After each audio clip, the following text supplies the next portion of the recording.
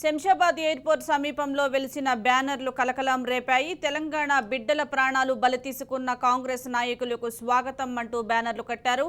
రాహుల్ గాంధీకి స్వాగతం అంటూ ఎయిర్పోర్ట్ సమీపంలో ఈ బ్యానర్లు కట్టారు.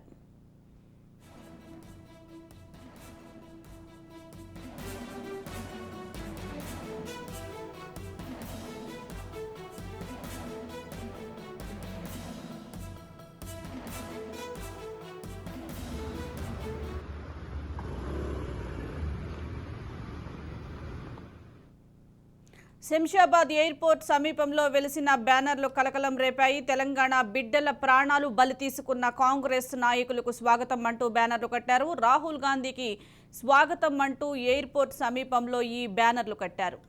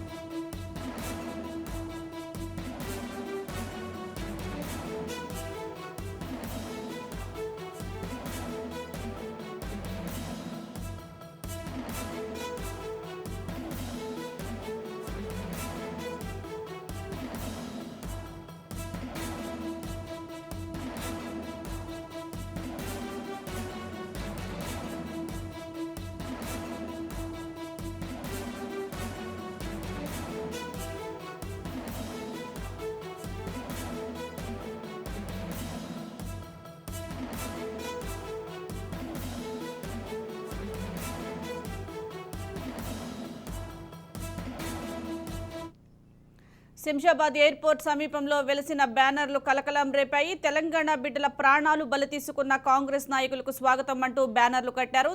రాహుల్ గాంధీకి స్వాగతం అంటూ ఎయిర్పోర్ట్ సమీపంలో ఈ బ్యానర్లు కట్టారు. దీనికి సంబంధించి పూర్తి సమాచారం మా ప్రతినిధి విక్రాంత్ అందిస్తారు. విక్రాంత్ చెప్పండి, రాహుల్ గాంధీ వస్తున్న నేపథ్యంలో రాహుల్ గాంధీకి వ్యతిరేకంగా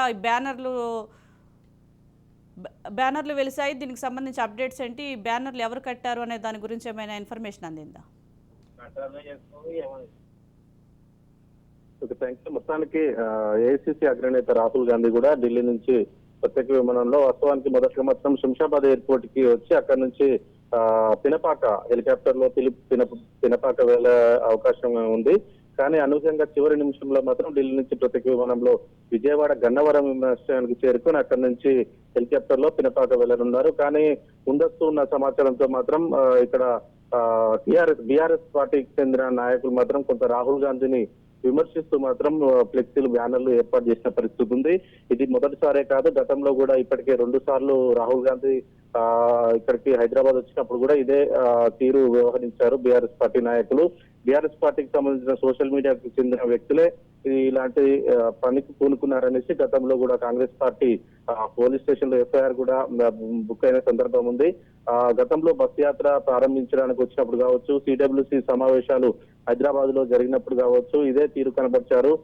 ఇటు మొన్న ప్రధాని నరేంద్ర మోడీ వచ్చిన సందర్భంలో కూడా రాష్ట్రానికి సంబంధించిన బీఆర్ఎస్ చెందిన నేతలు కూడా ప్రధాని మోడీ తీరును వ్యతిరేకిస్తూ కూడా ఇలాంటి ధోరణి వ్యవహరించారు. తాజాగా కూడా రాహుల్ గాంధీ ఇటు ప్రచారానికి వస్తున్న సందర్భంలో కూడా మరోసారి బీఆర్ఎస్ చెందిన నేతలు శంషాబాద్ ఎయిర్పోర్ట్ కు సమీపంలో మాత్రం సమీపంతో పాటు ఇటు ఎక్కడైతే అసెంబ్లీకి సంబంధించి పినపక్క కావచ్చు, నర్సంపేట కావచ్చు, వరంగల్ ఈస్ట్ కావచ్చు అక్కడ కూడా స్వల్పంగా బ్యానర్లు ఏర్పాటు చేసిన పరిస్థితి ఉంది.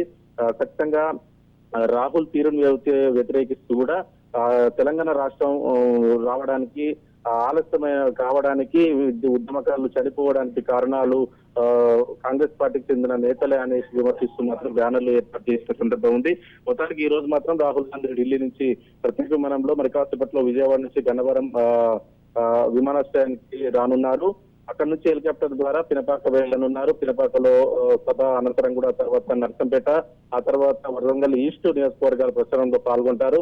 అక్కడ నుంచి నేరుగా శంషాబాద్ ఎయిర్పోర్ట్ వచ్చి ఢిల్లీకి వెళ్లనున్నారు. వాస్తవానికి ఇంకో 2 నియోజకవర్గాలు వరంగల్ వెస్ట్ తో పాటు హైదరాబాద్ శంషాబాద్ కు సమీపంలో ఉన్నటువంటి రాజేంద్ర నగర్ కు సంబంధించిన సభలో కూడా పాల్గొనాల్సి ఉన్న నేపథ్యంలో కూడా కొంత అత్యవసరమైన సమావేశం ఉన్న నేపథ్యంలో కూడా ఆ చివరి 2 సభలు మాత్రం వాయిదా వేసుకొని తిరిగి శంషాబాద్ ఎయిర్పోర్ట్ కు వచ్చి మాత్రం శంషాబాద్ ఎయిర్పోర్ట్ నుంచి ఢిల్లీ వెళ్లనున్నారు. ఇదిలా ఉంటే మరి కాస్త ఇప్పటికే బేగంపేట ఎయిర్పోర్ట్ లో కూడా బెంగళూరు నుంచి ప్రత్యేక విమానంలో ఏఐసిసి అధ్యక్షుడు మల్లికార్జున ఖర్గే కూడా కాసేపటి క్రితమే హైదరాబాద్ వచ్చారు. అక్కడ నుంచి ప్రస్తుతానికి కాంగ్రెస్ పార్టీ ఆఫీస్ అన్నటువంటి గాంధీ భవన్ కు చేరుకుంటున్నారు. గాంధీ భవన్ లో మాత్రం 12:30 కాంగ్రెస్ పార్టీకి సంబంధించిన ఎన్నికల మేనిఫెస్టో విడుదల చేయనున్నారు. Right, thank you Vikrant.